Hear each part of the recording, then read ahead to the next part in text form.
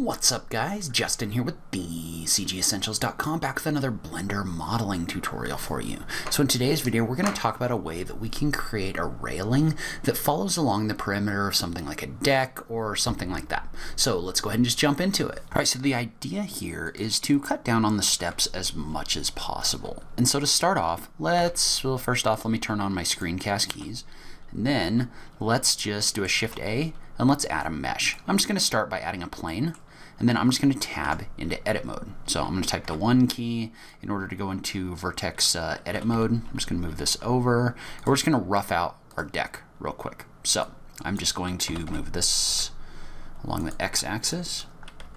We're going to assume our deck's going to move down this way, and then I'm just going to do a Control R in here to add a loop cut. I'm going to move this to wherever I want my deck to go. So in this case, we'll just move that over right here. Then we're just going to extrude this along the y-axis over here. Then we can take this whole thing, just move it over like this. So this gives us a really simple deck in here. I don't want to get really complicated with it right now. I mostly just want to talk about how we can make this follow along the curve. And we're assuming this is going to have some kind of a profile, like a custom profile that's going to follow along this curve. And so when you think about it, when you've got a deck, really there's 2, maybe 3 things that you need to think about, right? So the first thing you need to think about is your vertical support posts. So let's start by modeling those. And I'm going to go ahead and turn on vertex snapping. I think that's just going to help a little bit. So I'm going to hold Shift and do a right click, and I'm going to set my 3D cursor on this corner, just so when I add my plane that we're going to start with, it's kind of close to where we want it to be. So we're going to scale this down. So now let's do a Shift A, and let's add a plane.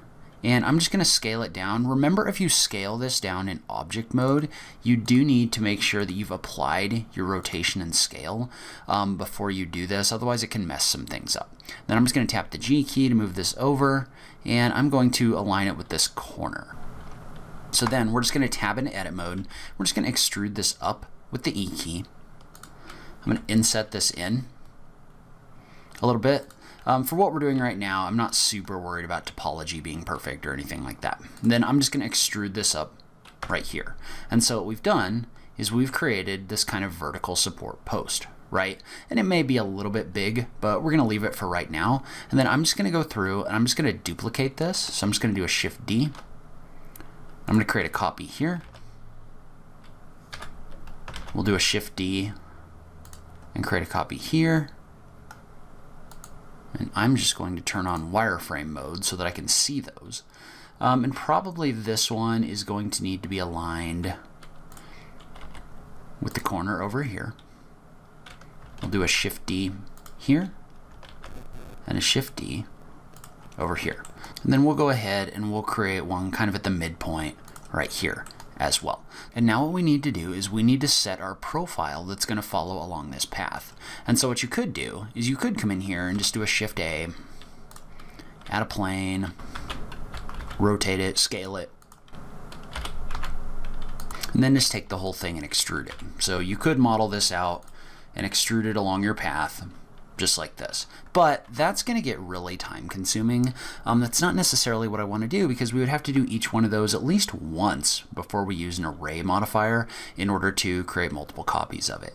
What I want to do instead is I just want to use the existing geometry that we have as a path that we can extrude something along. And so the way that we're going to be able to do that is we're going to tab into edit mode. So I'm in edit mode now. Type the 2 key so that you get into edge select mode, and I'm just going to select these edges right here. So notice how if I was to move these up and down, you can see that I have these edges specifically selected. What we want to do is we want to do a Shift D to duplicate these, right? And we want to duplicate this in place. So I'm just going to right click, and notice how we retain our selection when we do that, meaning our edges are still selected.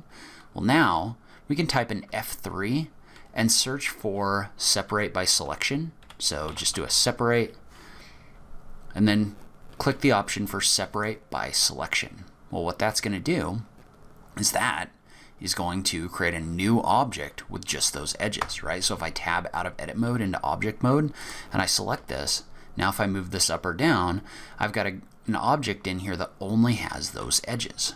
Well, now if you remember, and I've talked about this in a video before, we can use that edge as a curve that we can then extrude along. So the way that we would do that is we would just select the option for Object, Convert to, Curve from Mesh.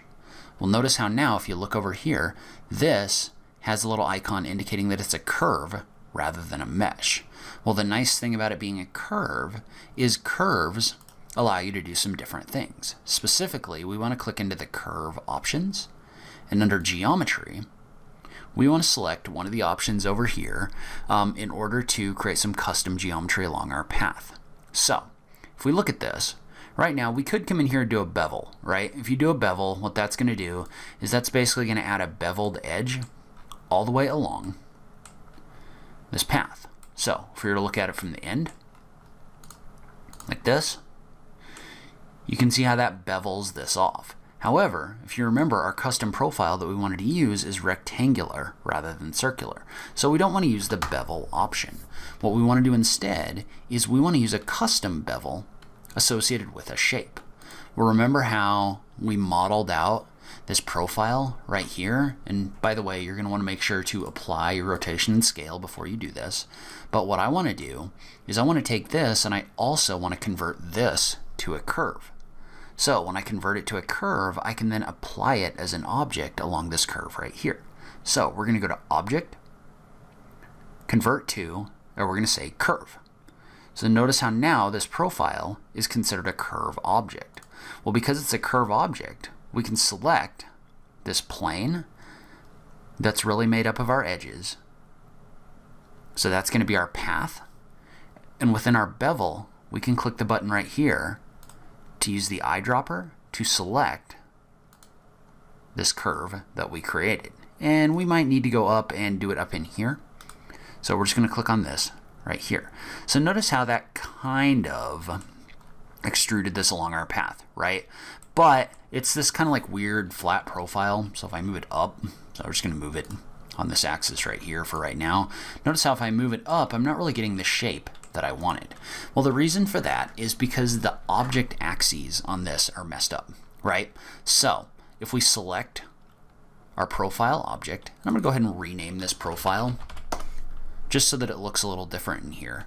If we select that, and then we go into our options, and we go to transform effect only origins, what you're going to see is you're going to see the object axes, right? Well, the object axis right now has the blue facing up. Well, the blue is the direction this is going to get extruded along.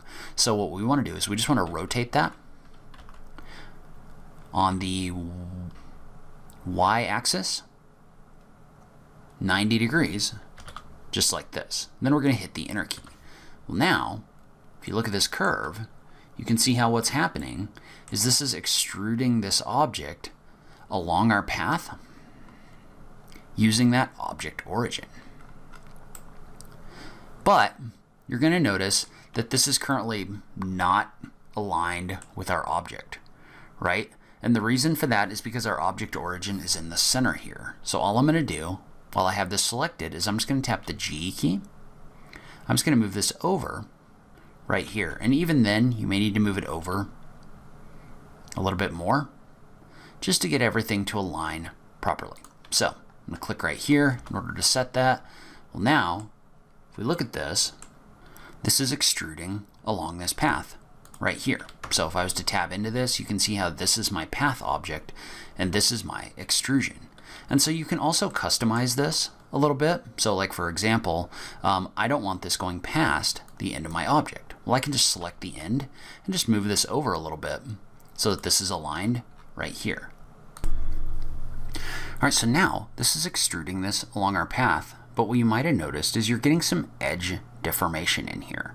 And so the reason for that is as you go around these corners, we've set our curve shape to the wrong setting. So we've got this set to 3D right now, which allows tilt and curve radius. So we just want to take this and we just want to switch it to 2D. So notice how when I switched that to 2D, these corners got square and fixed. So make sure that you're setting your curve to the 2D setting right here. And then finally, we can just tab into edit mode on our curve, and we can just select the end and just move this to make sure that we're perfectly aligned with the end of our object. So I'm going to do the same thing over here. I'm just going to move this on the x-axis in order to align it. We're going to call it good. So now we've got one copy of our profile that follows along in here. All right, so now all we need to do to repeat it is just apply a modifier to this. So we're just going to come in here and just take this object. We're just going to apply an array modifier. And we're going to set this to array along the z-axis. So I'm going to set this to a value of like 5. We're going to set our x to 0. So basically what we want to do is we want to array this vertically like this. So then you can come in here and you can set this up so that it aligns with the top portion of your object. And you could come in here with a custom profile too, so duplicate that curve and then apply a different profile to it if you wanted to. That's kind of up to you with the final result that you're trying to create. But the cool thing about this is now everything's still editable, so if I need to come in here and make changes to this, I definitely can. All right, so that's a pretty simple way to start creating railings inside of Blender. Obviously there's more complex things we could do as well. If you're interested in that, we can talk more about that in a future video. But for now, leave a comment below. Let me know what you thought. Was this helpful to you? Did you know you could do this with curves? I just love having that conversation with you guys. If you like this video, please remember to click that like button down below. If you're new around here, remember to click that subscribe button for new Blender content every week. If you like what I'm doing in this channel, please consider supporting me on Patreon. Every little bit helps, so make sure you check out that link in the notes down below. But in any case, thank you so much for taking the time to watch this. I really appreciate it, and I will catch you in the next video. Thanks, guys.